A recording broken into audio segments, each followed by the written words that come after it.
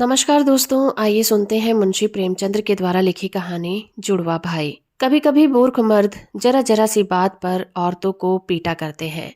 एक गांव में ऐसा ही एक किसान था।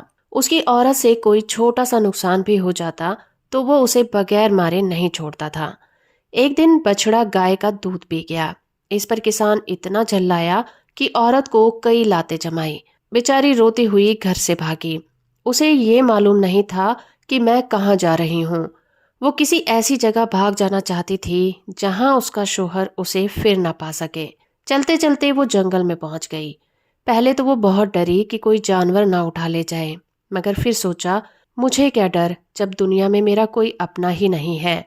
तो मुझे जीकर भी क्या करना है, मरकर मुसीबत से तो छूट जाऊंगी। मगर उसे कोई जानवर ना मिला और वो रात को एक पेड़ के नीचे सो गई। दूसरे दिन उसने उसी जंगल में एक छोटी सी झोपड़ी बना ली और उसमें रहने लगी। लकड़ी और फूस की कोई कमी ही नहीं थी। मूंज की इफरात से थी। दिन भर में झोपड़ी तैयार हो गई। अब वो जंगल में लकड़ियां बटोरती और उन्हें आस पास के गांवों में बेचकर खाने पीने का सामान खरीद लाती। इसी तरह उसके दिन कटने लगे। कुछ दिनों के बाद उस औरत के जुड़वा लड़के पैदा हुए। बच्चों को पालने पोसने में उसका बहुत सा वक्त निकल जाता और वो मुश्किल से लकड़ियां बटोर पाती।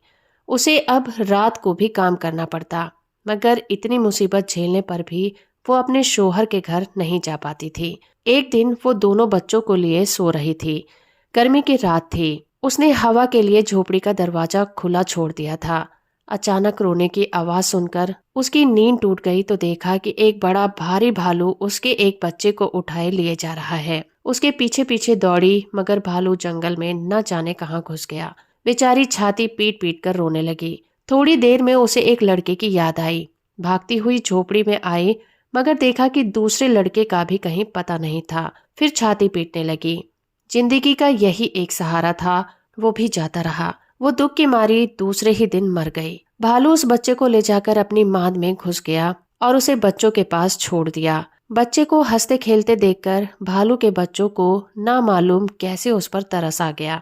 पशु भी कभी कभी बालकों पर दया करते हैं। ये लड़का भालू के बच्चों के साथ रहने लगा। उन्हीं के साथ खेलता, उन्हीं के साथ खाता और उन्हीं के साथ रहता। धीरे धीरे उन्हीं की तरह चलने फिरने लगा। उसकी सारी आदतें जानवरों की सी हो गई थी। वो सूरत से आदमी मगर आदतों से भालू था और उन्हीं की बोली बोलता भी था। अब दूसरे लड़के का हाल सुनो। जब उसकी माँ उसके भाई की खोज में चली गई थी तो झोपड़ी में एक नई बात हो गई। एक राजा शिकार खेलने के लिए जंगल में आया था और अपने साथियों से अलग होकर भूखा प्यासा इधर उधर भटक रहा था। अचानक वो झोपड़ी देखी तो दरवाजे पर आकर पुकारने लगा कि कोई अंदर हो, मुझे थोड़ा सा पानी पिला दो, मैं बहुत प्यासा हूँ। मगर जब बच्चे के रोने के सिवा उसे कोई जवाब ना मिला तो वो झोपड़ी में घुस गया। देखा कि एक बच्चा पड़ा रो रहा है और यहाँ कोई भी नहीं है।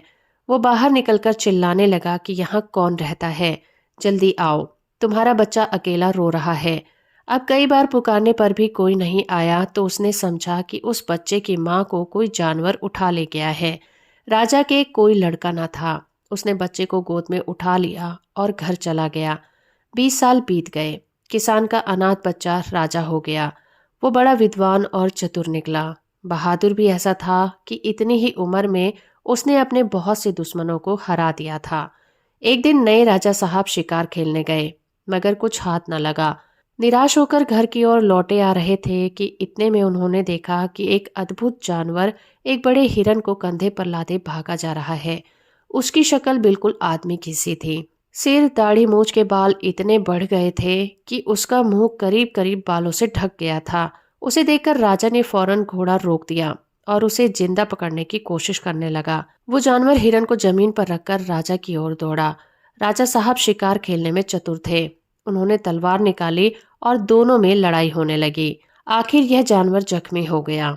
राजा साहब ने उसे अपने घोड़े पर लाद लिया और उसे घर लेकर आए। कुछ दिनों तक तो वो पिंजरे में बंद रखा गया, फिर कभी कभी बाहर निकाला जाने लगा। धीरे धीरे उसकी आदतें बदलने लगी। वो आदमियों की सी हरकतें करने लगा और आदमियों की तरह बोलने भी लगा। उसके बाल काट दिए गए और कपड़े पहना दिए गए। देखने वालों को अचंभा होता था कि इस जंगली आदमी की सूरत राजा साहब से इतनी मिलती है, मगर ये किसे मालूम था कि ये राजा साहब का जुड़वा भाई है जिसे भालू उठा ले गया था।